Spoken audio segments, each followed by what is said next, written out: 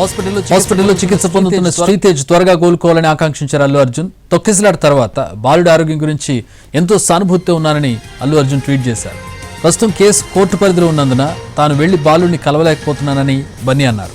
ఆ కుటుంబానికి అండగా ఉంటారని, వీలైనంత తొందరలో కలుస్తారని ట్వీట్లో తెలిపారు అల్లు అర్జున్. అల్లు అర్జున్ చేసిన ట్వీట్ను చూస్తూ ఉన్నాం. ఆసుపత్రిలో చికిత్స పొందుతున్న శ్రీతేజ్, ఏదైతే సంధ్య థియేటర్ తొక్కిసలాట్లో తీవ్రంగా గాయపడినటువంటి శ్రీతేజ్ త్వరగా కోలుకోవాలని ఆకాంక్షించారు అల్లు అర్జున్.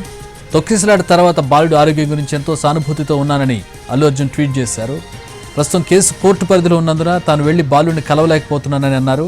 ఆ కుటుంబానికి అండగా ఉంటారని, వీలైనంత త్వరలో కలుస్తారని ట్వీట్లో తెలిపారు అల్లు అర్జున్. ఆయన ట్వీట్ను ఎన్టీవీ స్క్రీన్ మీద చూడొచ్చు.